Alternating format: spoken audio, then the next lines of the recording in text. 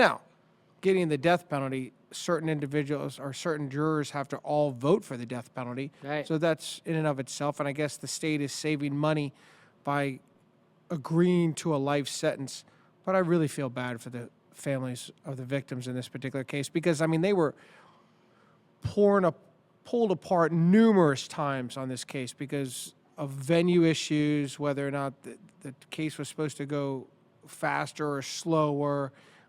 Then the defendant wanted to call in, I believe, this past week, he wanted to call in witnesses from his hometown. So they had a hearing in his hometown for a judge in his hometown to decide whether or not his karate coach was going to come in and be subpoenaed as a witness just to basically boost up his credibility.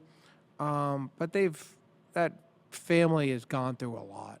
Right. And I think that they should have a little bit more than a say, or, you know, I don't think the prosecution has done them justice. Right. But I think a lot of people don't, what the general public doesn't understand is what goes into getting a death penalty, to getting the death penalty. First of all,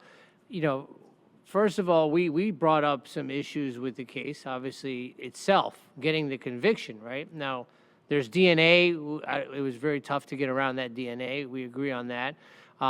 Circumstantial evidence, but again, there's arguments to be made around circumstantial evidence. And Michael, you made the point that you think there's more than one person involved in this as well. I'm fairly certain. Right. So if you could create as a defense attorney, and you made a point that, he shut down referencing the names, but they could still insinuate that there was more people there. That doesn't completely shut down the defense, right? No.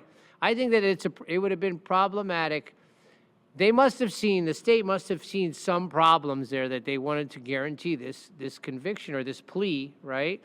And then add on the fact that, the death phase is a whole nother trial that people don't really understand. We saw it with the Parkland murders. People didn't get what was going on. A lot of people, they were watching it. They're like, well, he's guilty. But like, yeah, this is not the issue here, right? The issue, he's going to bring in witnesses from all over the place and doing all this kind of stuff. And, I'm interested to see what the state's mentality was there. What is your opinion? I think there has to be definitely an issue in reference to the trial. Right. And the reason why I think that is because in this plea agreement, he's agreed not to appeal.